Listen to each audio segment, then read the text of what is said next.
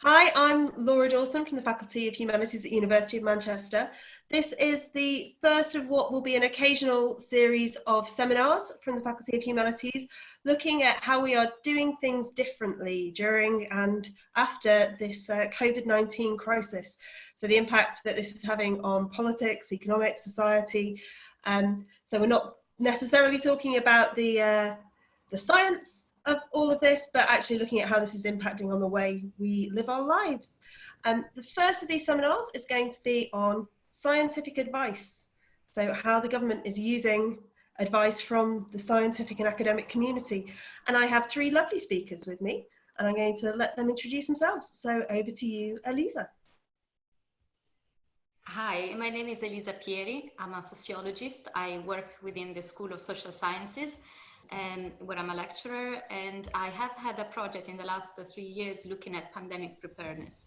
So my expertise is really on looking at the social impacts of various measures that are being deployed, the technologies that are being deployed, the media framing of the discourse, and all sorts of things that relate to policy and public engagement with the current crisis as well. And Andy. Hi, so I'm Andy Westwood. I'm a professor of government practice, also in the School of Social Sciences.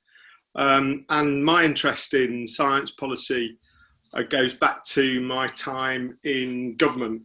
Between 2007 and 2010, I was the special advisor for science policy, amongst other things. So when I look at how this government is managing its scientific advice and decisions, I think back to how bad I was when I had to do it.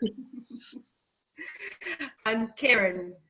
Yeah, hi, I'm Kieron Flanagan, and I'm a senior lecturer in science and technology based in the Manchester Institute of Innovation Research, which is quite a big research centre on science and technology policy, innovation studies, innovation management, located in the Alliance Manchester Business School. And a lot of my research and teaching has been about the interfaces between science and public policy, including several studies on scientific advice to policy systems, both in the UK and in kind of international comparative context. Great. Andy, I'm going to hand over to you to start us off. Okay, so I as I introduced myself, I explained the time I spent in government working in the middle of the systems of scientific advice as they were set up at that time in the latter part of the Labour government. And the department I worked in was the Department for Innovation, Universities and Skills. That included the office of the then Chief Scientific Advisor. Then it started off as Sir David King, and then it was Sir John Beddington for most of my time in that role. And the reason I mention that is not just because obviously that's an important role, but it marked the kind of period where the kind of current systems of science advice were more or less set up. So the Chief Scientific Advisor was put into that particular department. He brought his team largely from Go Science, Government Office for Science, the current arrangements where the Chief Scientific Advisor, Sir Patrick Vallance rather, sits in the successor department, the Department for Business, Energy and Industrial Strategy.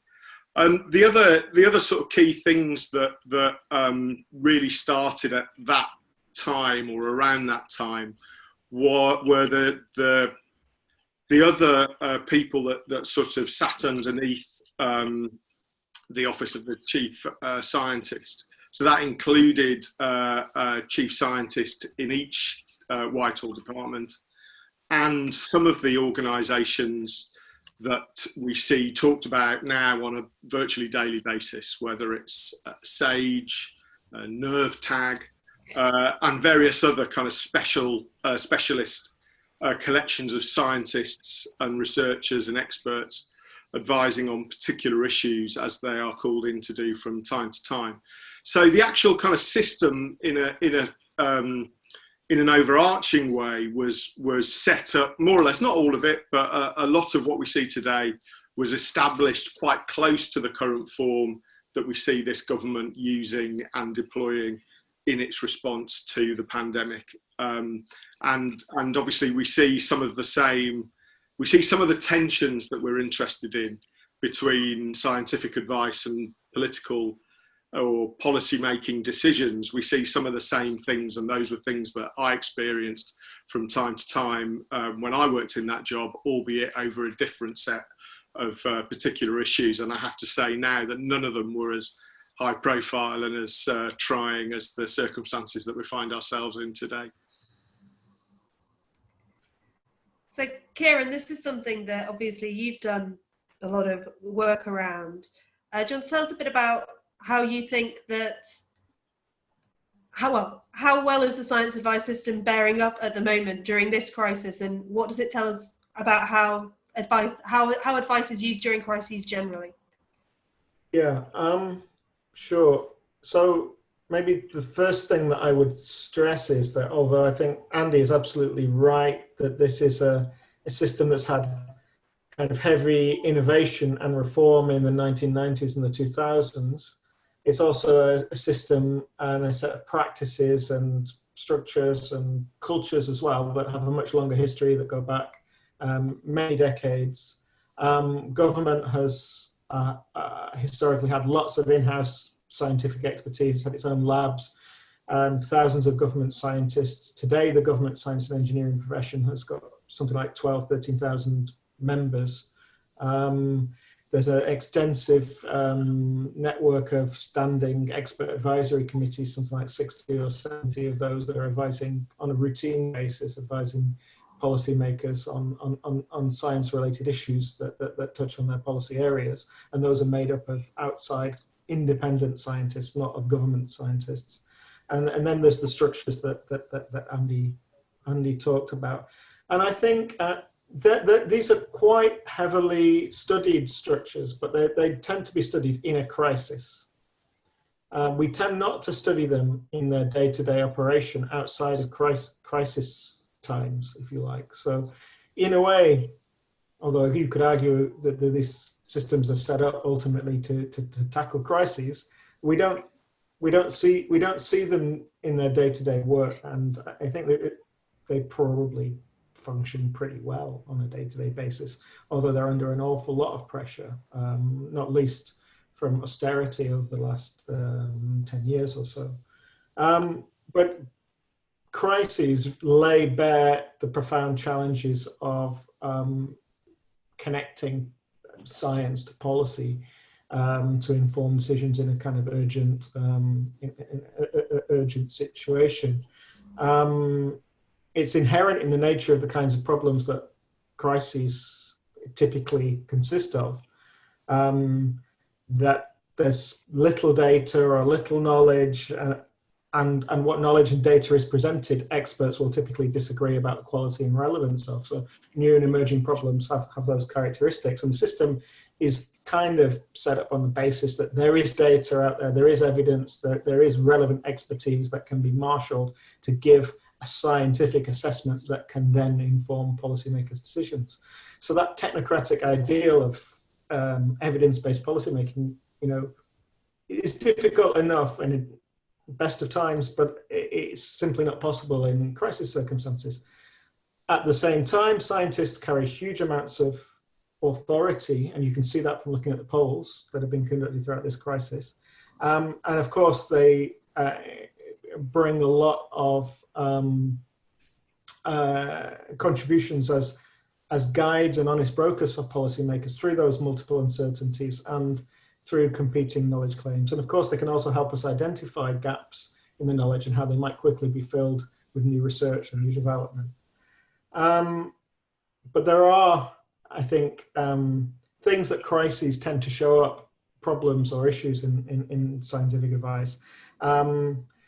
Because we've already said that there's profound uncertainty and also disagreement sometimes about the nature and extent of those uncertainties.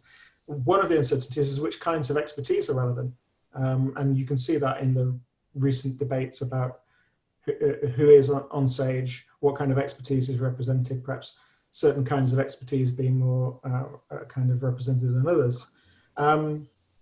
The UK approach in the past has traditionally been to rely on high reputation scientists from prestigious institutions rather than perhaps to select for specific relevant expertise, although that has changed a lot since the late 1990s. And there's a long-standing concern that there are implicit hierarchies of expertise that remain, and especially that practical expertise concerning the context in which a problem is felt tends to be downplayed in favor of kind of credentialized, scientific expertise. And that can lead to impractical decisions. Another long-standing concern is that the system, for whatever reason, ends up encouraging scientific advisors to internalize the political concerns of policymakers, to worry about causing public panic, to worry about the economic consequences of the advice that they give. That's something that the inquiry into the handling of the BSE crisis showed quite clearly, and again, it's something that people have talked about in recent weeks and months. And the one last thing that I would say is that although many of the reforms that Andy talked about from the late 90s onwards in the wake of BSE and then foot and mouth disease crises have been to really radically increase the transparency and the openness of the UK kind of scientific advice to policy system. The current crisis still shows kind of opaqueness. There are opaque aspects of the way scientific advice is being assessed, discussed, used in the current system. So still perhaps a concern that there is secrecy where public debate might be more effective. I mean, to what extent do we think that, we'll come to the specifics of dealing with a pandemic in a minute with Elisa, but are the scientists having a good crisis? I mean, obviously there's been a lot of controversy in recent weeks, and there's a lot of talk about the government essentially scapegoating the scientists by saying, we're following the science, we're following the science. And then there's the demonization of the scientists as well, we've seen from the stuff in the Telegraph over the weekend with Neil Ferguson and the like. Are the scientists having a good crisis? What would you say? I mean, are we going to come out of this with a kind of newfound respect for experts and kind of galvanization of people's trust in science, or is it going to, or is it not going that way? People's trust in science and people's trust in scientists consistently polls very highly, and that's been true during the present crisis. I haven't seen any polls taken since yesterday's headlines. What do you reckon, Andy? Are the scientists having a good crisis? I think there's definitely two ways to think about this. The first, I think, is unambiguously good, which is that the profile of the science networks that kind of Kieron and I have just described are becoming very high profile. People know about them. To some extent, that opaquery that Kieron rightly describes is being kind of addressed. It's being opened up. We can see who's bringing what expertise to what phase of decision making, and we shouldn't forget that this is a government that is new and is a government that kind of very much came to power without a faith in experts or a significant diminishing of faith in experts. So I think that's the positive end. The rather less positive end, the other way of looking at it, and I think this is something that we will have to wait and see, is whether particular parts of the scientific advice have helped create good policy. Now particularly, with the UK's record comparing it to other countries, and of course we can't fully do that for a while, but there is going to be an enormous amount of scrutiny, not least from other bits of the science and research community, over kind of what advice was given, how it was taken, and how it was translated into public policy decisions. Now, scientists, as we know, and this is a really, really big issue, scientists are only providing the advice. It is still ministers and officials that are deciding what policy direction is taken. But the scientific input into the decisions that have been taken through the crisis are going to face an enormous amount of scrutiny, and to some extent already are. I think that's right, and it's definitely too early to make judgments about, you know, some of the things that Andy's just mentioned. But again, there are echoes of the past here. So the prominence of the scientists in the foregrounding of the chief medical officer, of the government chief scientific advisor, is very reminiscent of the BSE crisis. And as I said earlier, you know, scientists bring with them huge amounts of authority that politicians don't have in crises, even crises marked by huge amounts of scientific uncertainty. They bring a lot of resources of authority. The BSE crisis, you know, led to concerns that the chief medical officer was essentially being pushed forward as a spokesperson for government, and perhaps we can see some of that happening again here.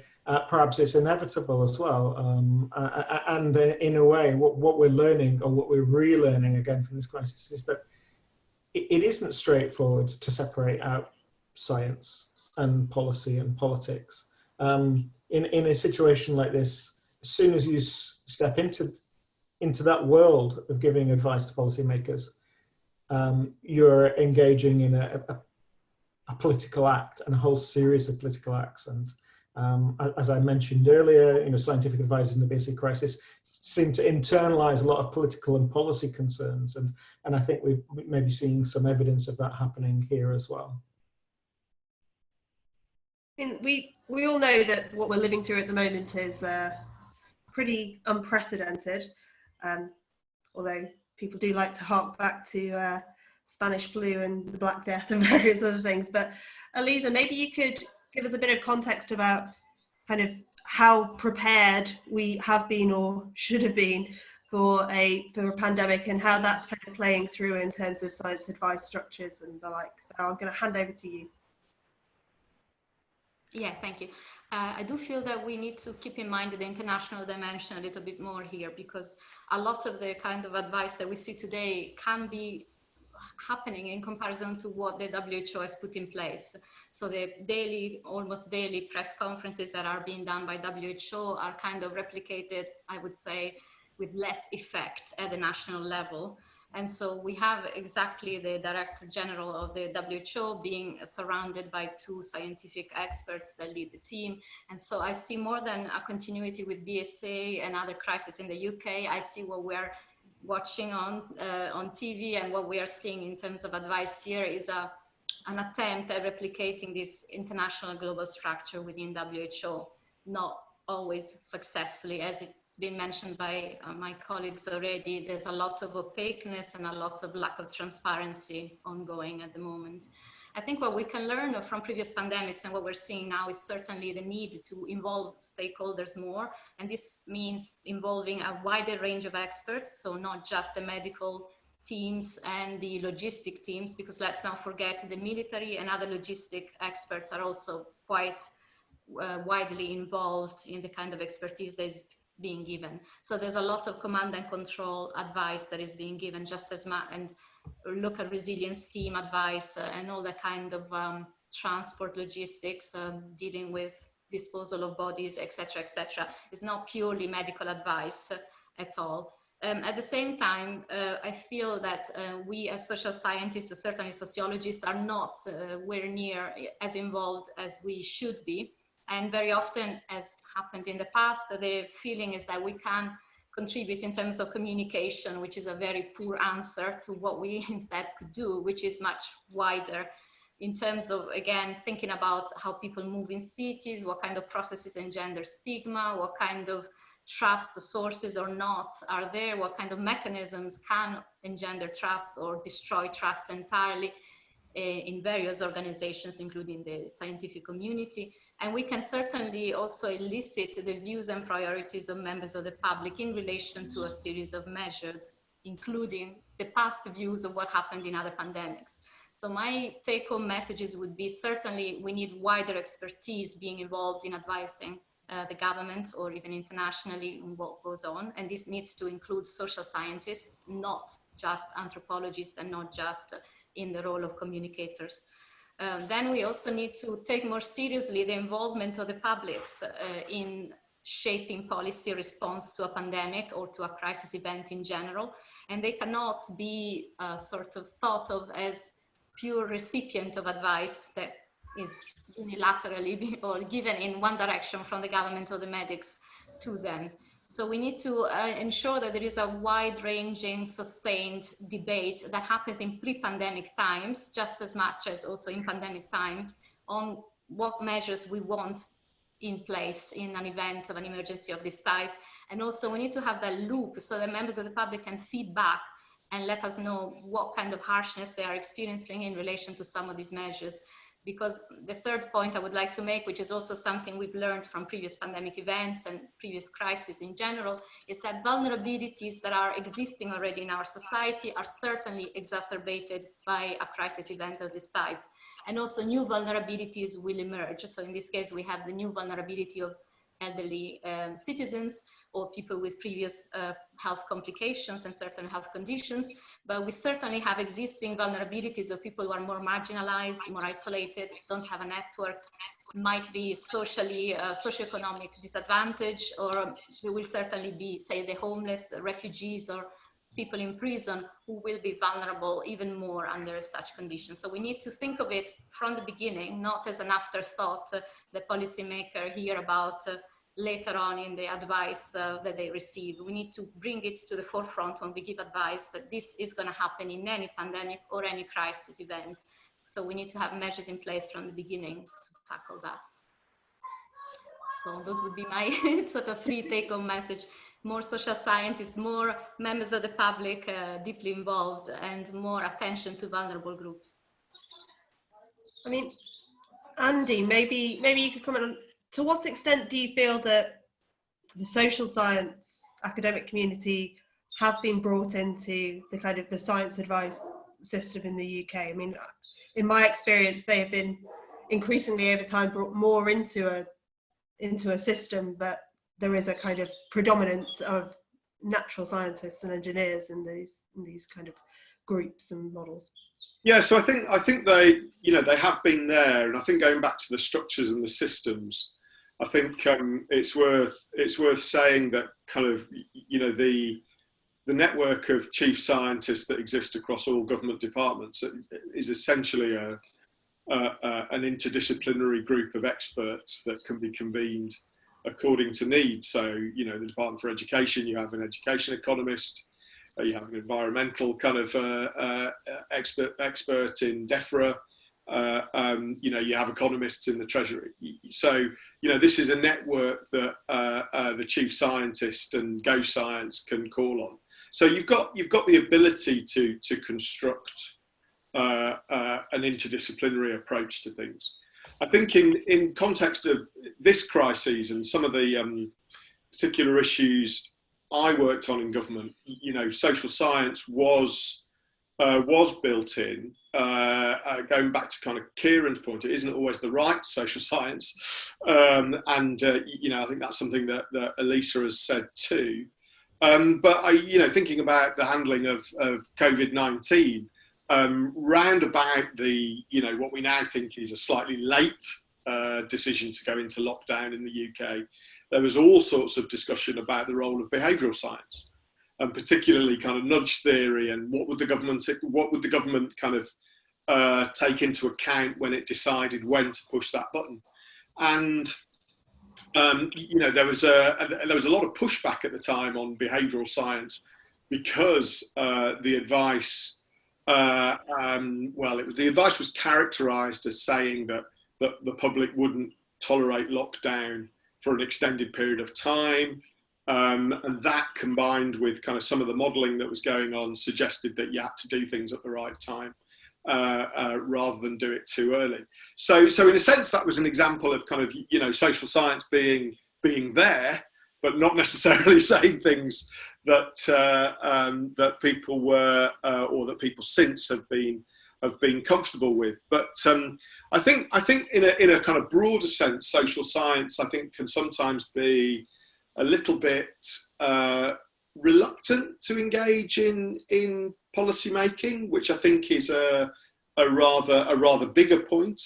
I think sometimes, and I don't want to sort of criticise too many of my colleagues, certainly not here on this call, but you know, I think a lot I find as you know, as an ex-policymaker and now as an academic interested in policy making, and I know for a fact, obviously, that all of us are interested in policy making and willing to give our time to kind of talk to policymakers. But I do find amongst some parts of the social science community that doesn't exist, actually, and that the incentives for us to engage more heavily, either through formal systems that exist in scientific advice, or less formally through individual bits of policy development, that the social science community possibly isn't as keen to engage directly in what can be a very, very troubling and challenging kind of set of circumstances, even in more normal times. But I think sometimes we're a little bit reluctant to get our hands dirty in that.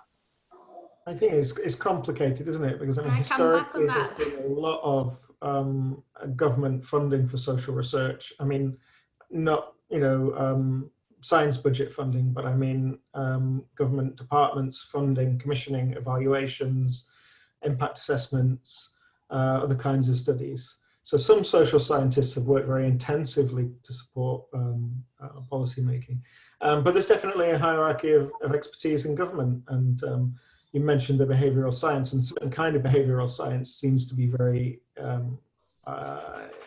recognised now by policymakers. Economics, or a certain kind of economics, is a traditionally significant role in academic. James Wilsden repeatedly says it's impossible to imagine the government chief scientific advisor being appointed from a social science background, even though supposedly that figure is advising across the whole range of science, engineering, social science research. It's simply impossible to imagine a sociologist as government chief scientific advisor in the UK. Elisa, you were going to... Can I also come back on that? Sure. I think it's not so much sort of a reticence in engaging, it's more about engaging and sitting at the right table, not being seen as doing the PR for the expert team that is at the table. So it's not about, again, communicating, or in the case of the Ebola crisis, a platform was built which had experts that were also anthropologists, and it was mainly because the crisis was perceived as happening in an exotic place, in exotic communities that we need to study, we need to understand their burial practices. And now that we have a pandemic here, it's finally time to wake up to the fact that we also have values and social ways of dealing with whatever crisis we have. And so it's not a case of communicating better and more efficiently the line so that people will comply, but it is about understanding publics better and making their voice heard in the right places, including at the decision-making table. So for instance, a lot of the plans I've investigated to do with pandemics, and particularly to do with influenza pandemic really, involve assumptions about a panicking public, a rioting public, a public that is losing it under crisis, which is not borne out in reality by any of the events we regularly witness, including biological hazards or kind of intentional release, sarin attacks in Tokyo. Such events demonstrate that people actually do not behave like that. And we need to be, as social scientists and sociologists, at the table to prove with evidence that this is not the case, this is not the behavior that we witnessed in crisis events, but also to tap into public's knowledge about how they would prioritize in a condition like we have now, where we have scarce resources, who should be vaccinated when we finally have a vaccine, if we finally have a vaccine. All those judgments, as we mentioned, are political judgments, and that's why we need at the table to discuss a procedure for coming to a decision that is more participatory and more kind of encompassing of stakeholders, particularly as we are in a moment that is an expanded moment of uncertainty. There is never going to be the scientific piece of evidence that gives us a clear base for proceeding. We'll always have to make decisions in a situation of uncertainty, of radical uncertainty in case of pandemics. So we need to make the procedures even more participatory and democratic under that light. And that's mainly by involving different types of expertise and by involving the publics as stakeholders, rightful stakeholders to the decision making. Go ahead, Andy. Yes, it's not a very easy message for policymakers to receive, and that's probably why we're not invited very often to contribute to the discussions. I agree with that. I think it's when I say social science sometimes can be reluctant. I think I'm trying to think quite broadly across how other government policy structures and incentives sit across the social sciences. So I think, for example, if we take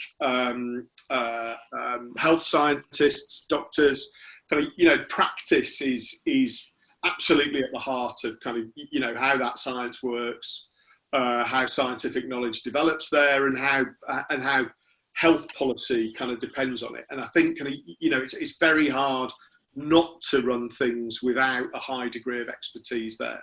So I think kind of, when I describe the way that the various kind of systems worked in government, and I really want to underline how important it is to have people in the room. We always used to very fondly say, in fact, we used to try and sneak it into government ministers' speeches, that decisions are always made by people who show up. And so, in other words, I really want to kind of underline how important it is to get into the room. I guess the reluctance issue I'm talking about is not necessarily a personal thing. I think it's a wider system thing, and I think this comes back to the lack of incentives, or the fact that they're quite weak incentives in higher education policy and things like. Even with the focus on impact in the ref, the kind of natural way that social scientists might or might not engage in public policy, I think starts from a different place. And I think for both government and I think for us as people who are interested in how social science is organised and presented, and the incentives that are kind of placed before it. And I include kind of in terms of career progression and seniority and hierarchy, as kind of Kieron's alluded to.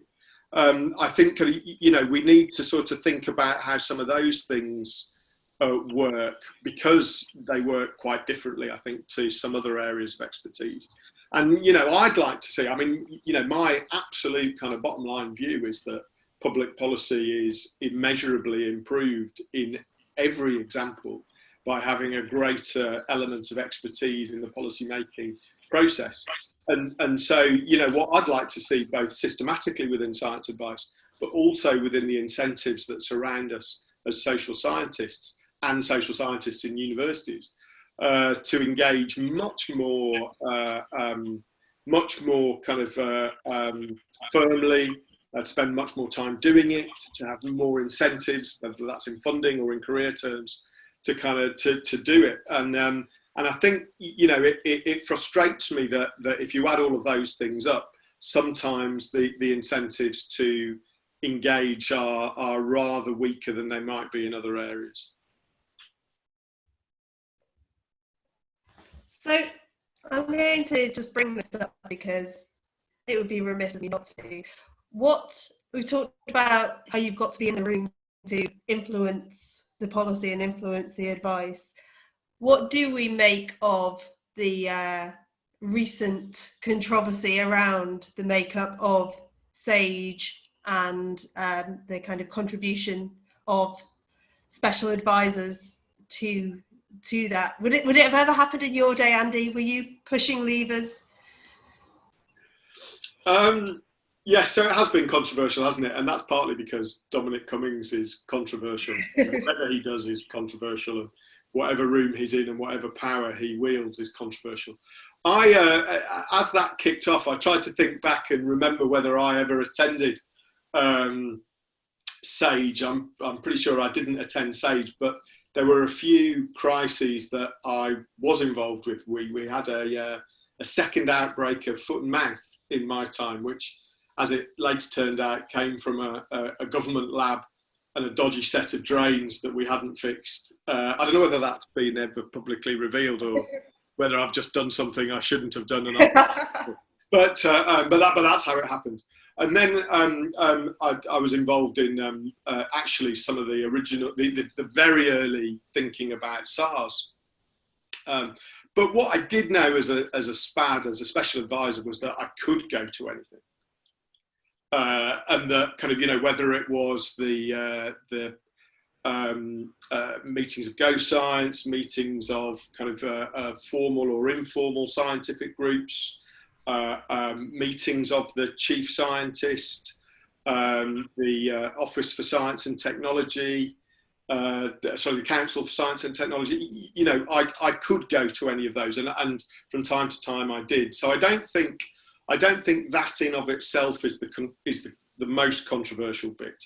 I think the most controversial bit, and I think both Kieron and Elisa have kind of talked about this, is how that affects the dynamics of the room and the process of decision making and advice giving and thought that kind of, you know, that happens. Does it pollute the kind of the way people think and act if a special advisor, whether it's someone like Dominic Cummings or someone like me? I don't think I've worked anyway. I certainly didn't work at his level, but I like to think I didn't work in his style either. But you know, it is clear that people behave differently when they're in those rooms, and that I think is really, really hard to control for. And I think kind of what that brings me back to as a sort of, you know, final point really, which is about that cultural distance that I was trying to get to, I think, in earlier comments, which is, you know, as social scientists, that's something else we understand. You know, how the room works, how kind of people do moderate or not their behaviour when kind of, you know, different people, whether it's ministers or advisors or kind of, you know, senior civil servants or the media or whoever are involved. And I think kind of, you know, the great thing that kind of, you know, social science can do is understand some of that stuff and how that kind of has to be understood if you want to get to that end goal of optimal kind of policy making as a response to the expertise that's put in front of it. Sure, this is turning into a manifesto for social science policy engagement. So, as my so if anyone else wants to hold forth on that, go ahead. I'm going to come to Kieron. I just want to add one final comment, if possible. I had an extremely positive experience at the European Centre for Disease Control and Prevention. They have a round table they do every morning, and there is a wide range of expertise at the table, and they're analyzing in real time emergent crisis.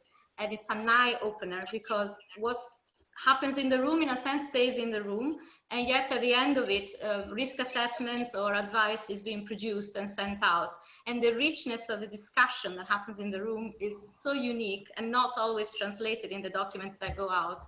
But to me, it really encompasses what we hope to achieve with working multidisciplinarily and interdisciplinarily in real time for the same, hopefully similar purposes or the same purpose.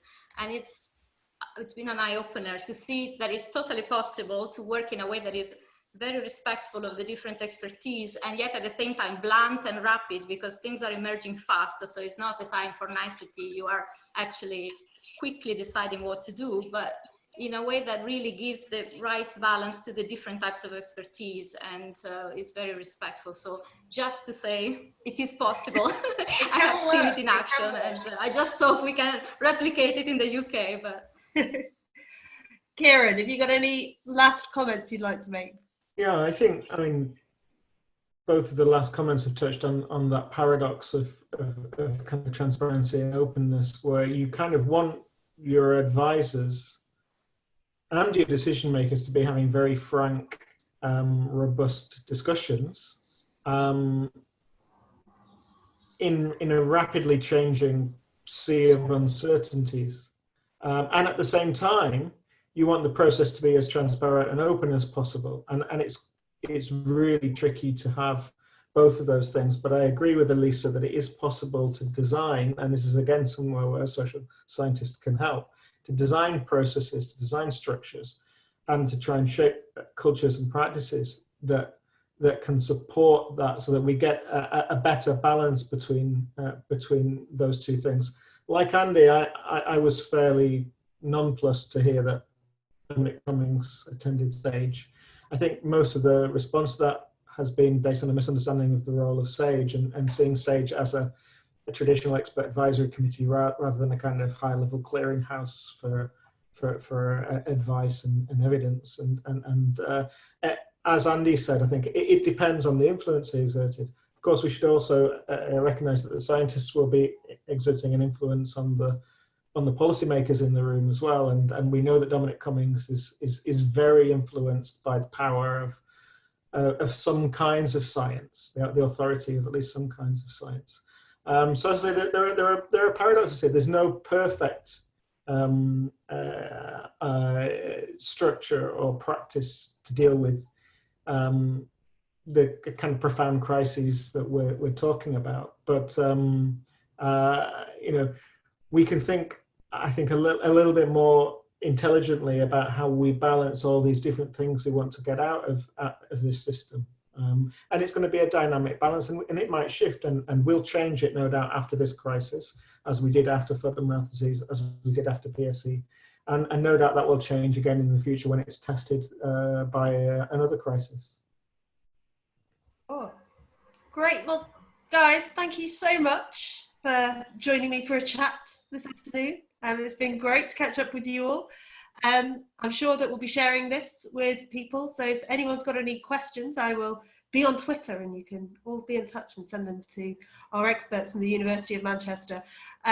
So thanks a lot, guys, and I'll see you soon. Bye. Thank you.